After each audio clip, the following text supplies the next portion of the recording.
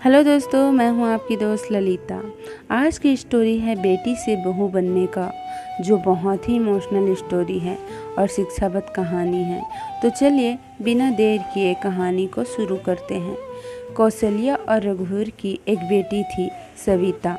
सविता को बचपन में ही पोलियो मार गया था, जिससे वह एक पैर से अपाहिज थी। सब लोग उसे दया की दृष्टि से देखते थे और अपने माँ बाप की बहुत लाडली थी। उसकी आंखों में कभी आंसू नहीं आने देते थे। सविता अपाहिज जरूर थी, लेकिन सभी कामों में कुशल थी। स्कूल में भी वह सभी अध्यापकों की प्रिय थी। एक दिन कौशल्या बोली, सुनो जी, सविता की 11वीं पास हो गई है। हमारी बेटी दिव्यांग है, उसके लिए भी ऐसा ही लड़का ढूंढना पड़ेगा। लगता है उसकी शादी करने में बहुत मुश्किलें आएंगी, इसलिए अभी से लड़का ढूंढना शुरू कर दो। रघुवीर, हाँ कौशल्या, सही कहती हो। सविता कितनी सुंदर और सर्वगुण संपन्न है, लेकिन पैर की वजह से मेरी बेटी की ज़िंदगी खराब हो गई है। सविता ने अपने माँ और बाबूजी की बात सुन ली। वह पास आकर बोली, बाबूजी, क्या मैं आप सबके लिए बोझ हूँ? मेरा पैर खराब है, इसका मतलब यह तो नहीं मैं किसी पर आश्रित रहूँगी। फिर कैसे हुई मेरी ज़िंदगी खराब? कौशल्या, मन छोटा मत कर बेटी। किसने कहा कि तू बोझ है? तू तो हमारी आंखों का तारा है। सविता, माँ, मैं पढ़ाई के साथ साथ कुछ करना भी चाहती हूँ, जिससे मैं खुद पर निर्भर रह सकूँ। इधर सविता की पढ़ाई पूरी हो गई और उधर रघुवीर सविता के लिए लड़का ढूंढने लगा। सविता के लिए परेश का रिश्ता आया। परेश रसायन फैक्ट्री में काम करता था। परेश अपनी माँ रमा और अपने पिताजी मुकेश के साथ सविता को देखने उसके घर आया। मुकेश, अरे बेटा, लड़की का तो पैर खराब है। परेश, पिताजी, अगर मैं दिव्यांग लड़की से शादी करूंगा तो मुझे किसी का जीवन संभालने का सौभाग्य मिलेगा। रमा, बेटा, तेरी जिंदगी है, जो भी फैसला हो सोच संभाल कर लेना। परेश, देखिए सविता जी, मैंने सबकी जितनी तारीफ सुनी है, खुद को आपसे मिलने से रोक ही नहीं पाया। क्या आप शादी के लिए राजी हैं? सविता, परेश जी, मैं एक अपाहिज लड़की हूँ और आप पूर्ण रूप से स्वस्थ हैं। क्या आप एक अपाहिज लड़की को स्वीकार करेंगे? परेश, सविता, मैं ज़िंदगी भर आपका सहारा बनने के लिए तैयार हूँ, अगर आपको एतराज़ ना हो तो। सविता, अगर आप तैयार हो तो मैं खुशनसीब हूँ कि मुझे आप जैसे जीवन साथी मिलेगा। सविता और परेश की बहुत धूमधाम से शादी हुई। चारों तरफ चर्चा थी कि बड़ी भाग्यशाली है सविता, जो दिव्यांग होते हुए भी उसे इतना अच्छा पति मिला है। रमा, बहू, आज तुम्हारा पहला दिन है, इतना जल्दी कैसे उठ गई? आराम से उठ जाती।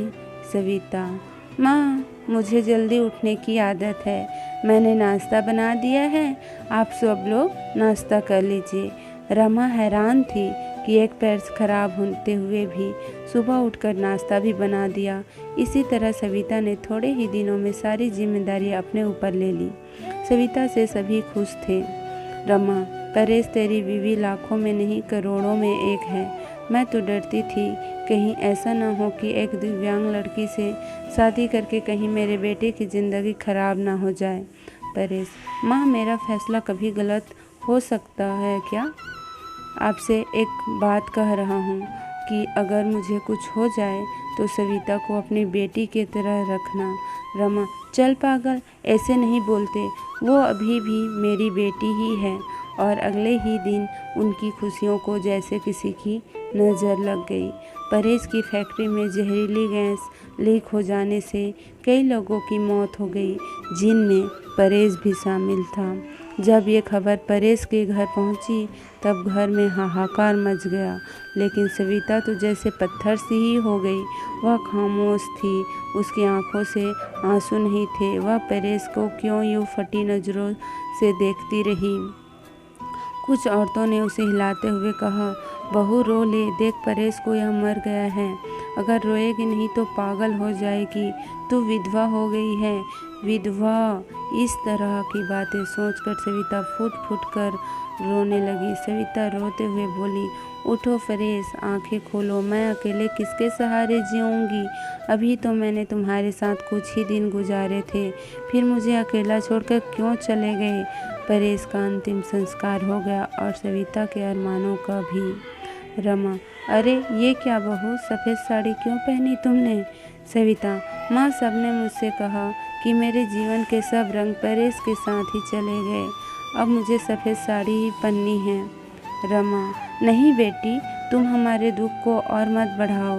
आज से तुम कभी भी सफ़ेद कपड़े नहीं पहनोगी। हफ्ते महीने यूं ही शोक में गुजर गए। कौशल्या और रघुवीर सविता को लेने के लिए आए।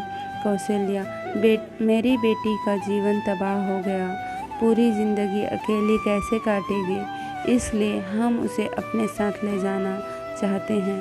रमा, देखिए समधन जी, सविता कहीं नहीं जाएगी। आप उसकी शादी करके कर्तव्य मुक्त हो चुके हैं, लेकिन अब हमारे भी कुछ कर्तव्य हैं। हमारी बहू हमारी बेटी बनकर हमारे पास ही रहेगी। ये कहते हुए रमा ने सविता को गले से लगा लिया। मुकेश, हाँ समधी जी, रमा सही कह रही है। हम सविता को आगे पढ़ाएंगे और किसी लायक बनाएंगे। आप चिंता मत करना, हम अपनी सविता को पलकों पर बिठा के रखेंगे। सविता, माँ, बाबूजी परेश इनके इकलौते बेटे थे, अब वो नहीं हैं, तो ऐसे में मैं भी इनको छोड़कर चला जाऊं, ये सही नहीं है। मैं इनके पास रहकर ही इनकी सेवा करूंगी। सविता के माँ बाबूजी चले जाते हैं। अब सविता अकेले ही थी। उसने अपना सारा ध्यान पढ़ाई में लगा दिया। ऐसे में उसकी मुलाकात गौरव से हुई, जो समय समय पर सविता की पढ़ाई में मदद करता था। गौरव मुकेश के दोस्त का सबसे अच्छा बेटा था। उसका काम के सिलसिले में परेश के पिता के पास आना जाना लगा रहता था। गौरव इंजीनियर था और बड़ा ही शालीन स्वभाव का संस्कारी लड़का था। चारों तरफ औरतें बातें बनाने लगी। एक औरत बोली, अरे देखो कैसी विधवा है, ये सफ़ेद साड़ी नहीं पहनती, पति का जरा भी दुख नहीं है। तो दूसरी बोली, वन संवर कर कॉलेज जाती है, बेचारी रमा, और मुकेश का तो बुढ़ापे में ही खराब है। तीसरी औरत ने कहा, पहले इस लड़के का घर में आना जाना ठीक था, लेकिन अब परेश नहीं है तो इसे जीवन विधवा बहू के घर नहीं आना चाहिए। लेकिन सविता को किसी की बातों का फर्क नहीं पड़ता था, क्योंकि उसके सास ससुर उसके साथ ही थे। रमा जब इतनी अच्छी बहू के लिए लोगों के ताने सुनती तो वह तड़प उठती थी, रोने लगती थी। सविता ने अपनी मेहनत से बीएड कर ली और विकलांग कोटे में वह एक शिक्षिका के रूप में नियुक्त हो गई। रमा, सुनो परेश के पापा, हमारी सविता अब एक टीचर बन गई है। लोग न जाने कैसे कैसे ताने देते हैं, हमें अब उसकी शादी कर देनी चाहिए।